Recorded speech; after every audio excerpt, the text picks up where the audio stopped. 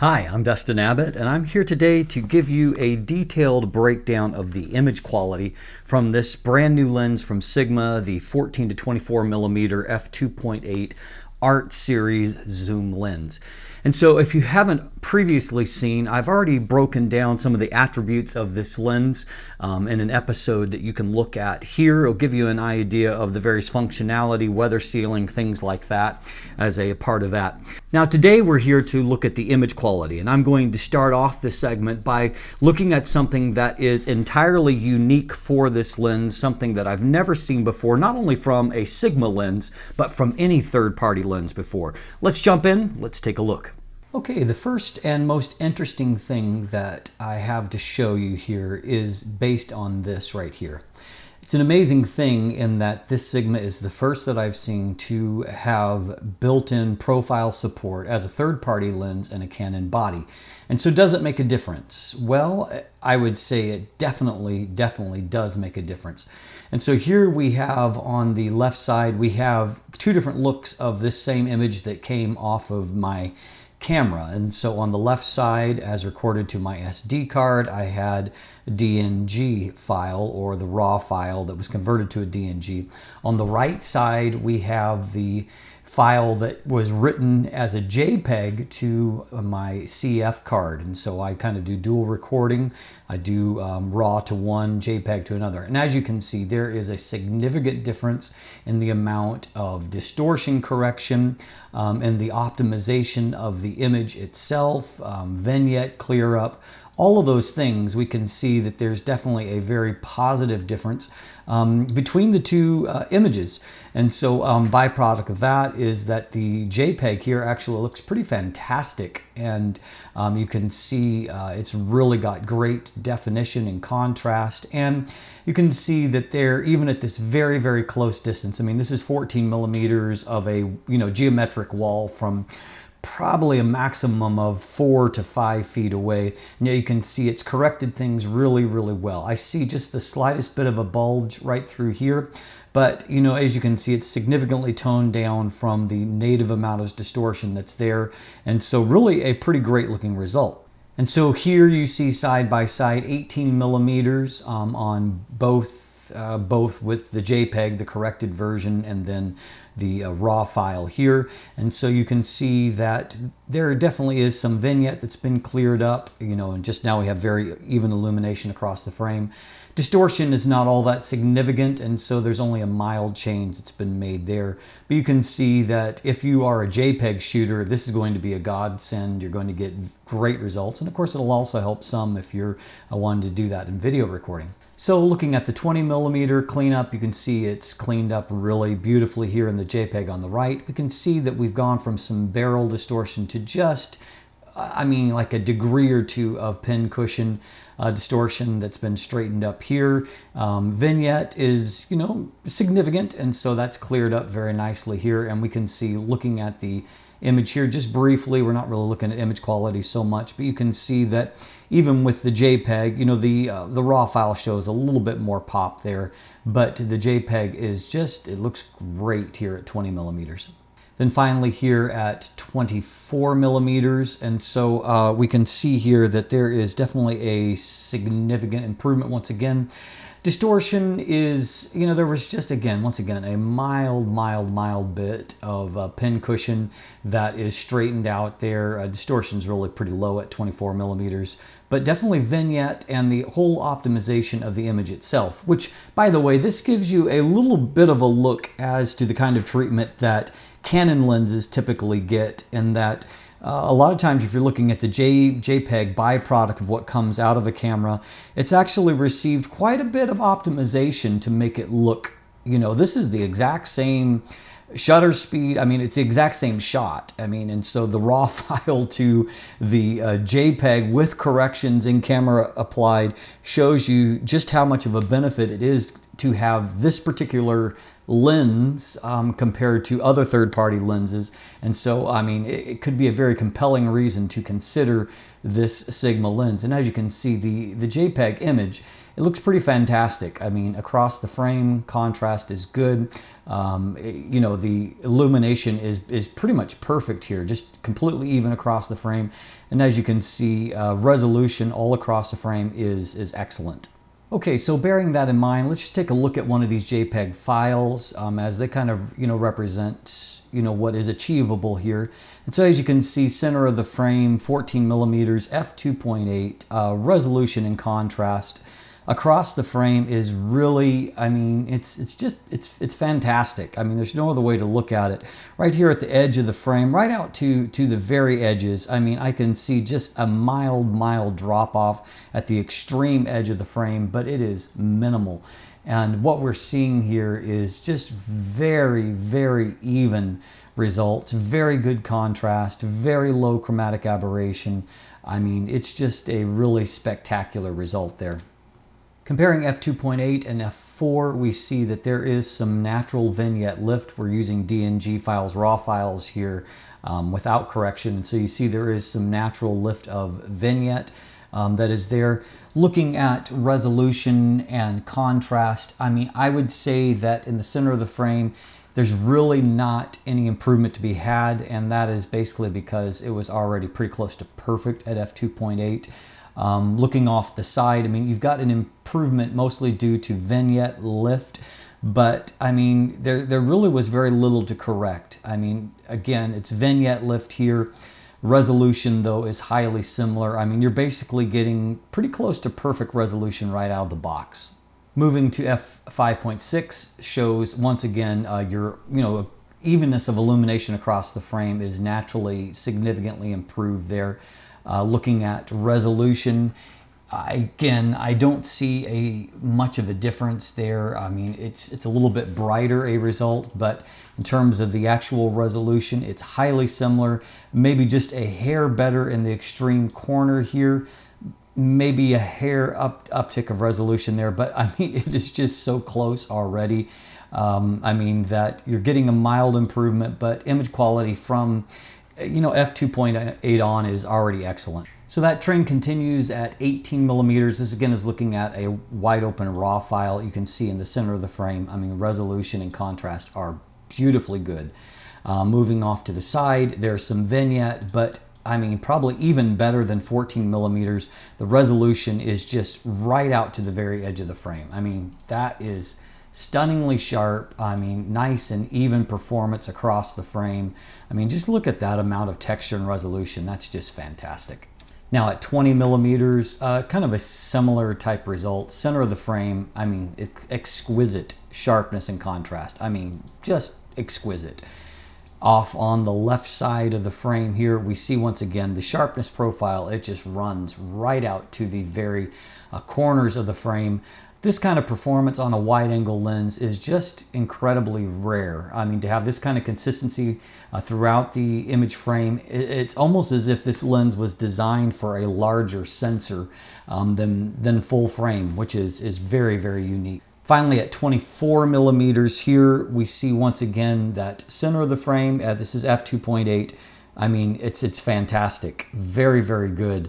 Out on the left side of the frame, once again, resolution runs right out to the very extreme corners of the frame.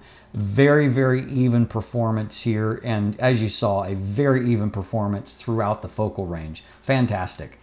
Okay, if we go out to infinity here, I'm going to throw in the Tamron 15 to 30 f2.8, which I think on a Canon mount is the most natural competitor for this lens. And so a couple of things. One thing, of course, the Tamron has that the Sigma doesn't is image stabilization. But if we look here, you know, you're getting a fairly similar performance in terms of the amount of natural vignette that is there. Looking at the width of it, you can see here, looking at the side of the frame, that definitely the Sigma is wider than what the Tamron is. And so here you can see we've got a fair bit of distance here to the right side of the frame. Looking over at the left side of the frame, we see that the same is true, that there is extra space on both sides, and so the 14 millimeters of the Sigma is significantly wider than the 15 millimeters of the Tamron. Now, center of the frame, both of these lenses are really fantastic. I mean, and the Tamron has held up really well against other competitors. Center of the frame, I mean, neither one of these lenses leaves you anything to complain about, you know, wide open at their widest focal length. But there is a huge difference here if you look towards the, you know, the edges of the frame, and that the Sigma's profile, just sharpness profile, it continues right out to the edge of the frame. You can see that the Tamron suffers from a little bit of lateral chromatic aberration, which the Sigma does not. And so right out to the edge of the frame, the Sigma is showing just great contrast, great sharpness, whereas you have a little bit of a softening on the Tamron by comparison. If we jump on down to f5.6 here at the wide end of the focal range, we see that both of them are still looking very good. I mean, you know, basically perfect in the center of the frame. It's out at the side that is interesting, and the Tamron has caught up a little bit, but you see here out at the very, very edge of the frame, the Tamron never really gets perfectly sharp, whereas the Sigma just looks fabulous out there. And let's take a look at the other side as well. And it's a similar truth here in that the Sigma is it's just more defined, better contrast that's there, less chromatic aberration. And so, I mean, just a brilliant result from Sigma here.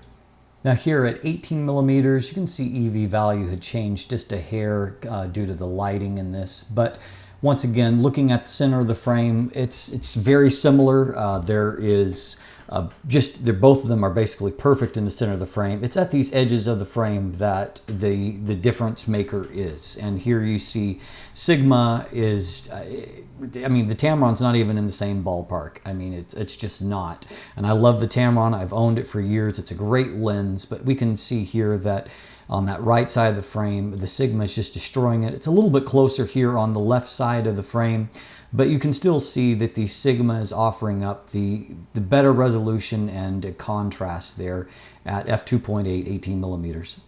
Now, if we stop them down to f5.6 over here on the left side, Sigma still looks a little bit better, I think. It resolves a little bit higher than what the Tamron does. Over on this side of the frame, you know, the Tamron has never really caught up here at the extreme edge of the frame. And so, I mean, even as you move into the, you know, the frame a little bit more, you can just see a superior result. I mean, not to say that there's anything wrong with the Tamron's result in here. It's actually very good. But if you want your sharpness extending right out to the very edge of the frame, if that's important to you, the Sigma does a better job than I think I've seen any wide angle lens ever do before. Okay, well, how about 20 millimeters? You know, once again, it's going to seem somewhat repetitive, but it's a similar story. Both of them look just basically perfect in the center of the frame. But off at the side of the frame, I mean, it's the same story. I mean, the Sigma looks still perfect and the Tamron doesn't. And so, I mean, that's bottom line, is that we have got a brilliant, brilliant performance from the Sigma at f2.8 and very consistent across the focal range. Okay, f5.6, and it's a similar result, both of them delivering a beautiful result in the center of the frame, Sigma looking better out at the edge of the frame. Okay, finally at 24 millimeters, of course, note that the Tamron does move on, you know, to 30 millimeters, whereas this is the end of the Sigma's focal range. I do think that the Tamron has a little bit less vignette, and of course that makes sense, and that it's still, you know, somewhat in the middle of its range as opposed to Sigma that is at the very end. Looking at the center of the frame, you know, both of them, again, they look fantastic. The Tamron is very strong at 24 millimeters, but you can see at the edge of the frame, it's not stronger than the Sigma. The Sigma still blows it away at the edges of the frame. And so, I mean, there you have the report. I mean, the Sigma delivers a really, really consistent performance here. So how about some of the other metrics? We can see, looking at this image, that you can focus down quite closely with the Sigma. and it has a nice maximum magnification, and you can see looking at this line of snow that you have a very nice resolution even near at minimum focus. It's done a great job there. Hard to determine too much about the bokeh quality here, and of course there's going to be very few situations where a 24mm f2.8 is going to deliver a ton of defocused area, but it doesn't look bad here. How does that, resolution and contrast look out in the real world? Well, I'll show you a few just real world images here. And as you can see, it holds up really well and it looks really, really good. Just a beautiful amount of detail, contrast. Here's another image here, similar kind of day. We see that once again, our resolution here across the frame is just excellent. I mean, it's a fantastic landscape lens. Now, how about flare resistance? Here, this is a wide open f2.8 and on the wide end, 14mm. And so we can see one little tiny ghosting artifact. You can see right here, there's a little bit of a kind of a veiling ray that's taking place there, but obviously there's nothing destructive that's taking place there. Stopping down to f11, we see a really nice looking sunburst. I'm not seeing any new ghosting artifacts, nor did I in just a real world shooting. This is a really great lens to point towards the sun. I mean, that's a great job. 24mm, very similar to what we saw wide open at 14mm in that there's just a little bit of veiling here at the epicenter. I don't really see any kind of ghosting artifacts there wide open. Stopping it down at 24mm, we see that there's some veiling at the blades of the sunburst effect. That's really about as destructive as what we're going to see. So once again, really great result. Now, typically this is where I start to complain about Sigma lenses, in that I had never really reviewed a Sigma lens that I thought delivered a great chroma performance. Center of the frame usually not bad, and of course here we've got an extremely sharp lens, and so star points are very, very crisp. But I was pretty delighted to see here at f2.8 that in the corner, I mean, this is really the most objectionable thing that I saw. There's a little bit of stretching towards the edge of the frame. But I mean, truth be told, this is actually a pretty good chroma performance right here. And even in these really bright points, there's no really kind of wings that are growing or anything. We've got a little bit of a comet shooting across there. I mean, really, this is a great performance. Not a lens that I would hesitate to use for shooting the night sky at all. Now, I was interested in this lens to see how it held up for shooting interiors. Sigma's own 12 to 24mm f4 art lens is actually a very good interior lens, very low distortion. I do think that the 14 to 24 has a little bit more barrel distortion. They claim next to zero distortion at infinity. However, where it really matters, I think, is when you're shooting interiors where you're rarely going to be at infinity. And so I did see a mild bit of distortion in these images. It's of course, with a wide angle lens that doesn't allow you to shift, you're never going to get perfect lines. But as you can see from this image, which I shot in the gorgeous Chateau Laurier in Ottawa, Ontario, Canada, you can see that really, for interiors, it's done a pretty good job. Lines are credible here, and there's not really unsightly bulge to be a factor. Here shooting, once again with lines along the right side of the frame. Lines look good, no kind of weird distortion that's taking place. And the Chateau Laurier is right next to Parliament Hill here in Canada. And so if you want to read more about this amazing property, I do have an article that I've just released about it that I'll throw a link to in the description. But you can see, obviously, I'm shooting at a higher ISO setting here. There's some noise that's in the image. I think ISO 6400 here. But, very, very great detail across the frame despite being at higher ISO. This is shooting back at the Chateau here. And as you can see, I mean, this is, I think, f3.2, but you can see just great detail anywhere that you look in the frame, you're just seeing awesome details that are shown there. It really is it's a stupendously sharp lens. Give you just one more interior shot here, and so you can see that there is some keystoning effect from it not being a tilt lens here, but you can also see that detail is very good here throughout the image. We're being affected in that corner somewhat by depth of field, but if you look here, just great sharpness, great detail, and distortion is handled pretty well, and so all in all, a very, very strong performance optically. So as you can see, I found basically nothing to really complain about when it comes to the image quality from this lens.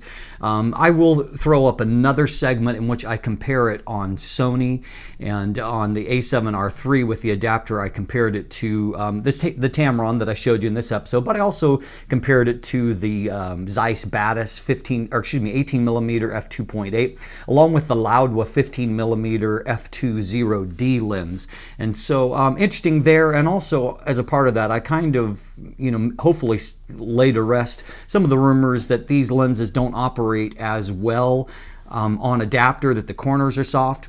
Stay tuned for that, and I think you're going to find otherwise. But anyway, on the Sigma itself, this is, I think, maybe the most complete lens that I've ever seen from Sigma. It really has no fatal flaws, and it packs a tremendous amount of optical performance into a reasonably priced. It's not cheap at $12.99, but when you consider the competitors to this lens and the performance of this lens, I would say that the price to performance ratio is actually very good. Stay tuned, and I'll come to you also with a final verdict on the lens. I'll show you more images as a part of that. I'll also detail things like the autofocus and performance and different venues like that. And so stay tuned. This also, of course, on something like a Canon 5D Mark IV becomes a very good video option due to the fact it has a nice wide focal length, thus that kind of severe crop factor in 4K mode on the 5D Mark IV is mitigated by that. All in all, this is a lens that has me personally very interested. And so, in the meantime, check out the image gallery down below, and also, as I mentioned in the actual review portion of images, that I'll also throw the linkage to that article about the Chateau Laurier in Ottawa that I took a lot of the test photos in, and so you can see more information about that. You can follow me there on social media, sign up for my newsletter, become a patron, and if you haven't already, please click that subscribe button. Thanks for watching. Have a great day.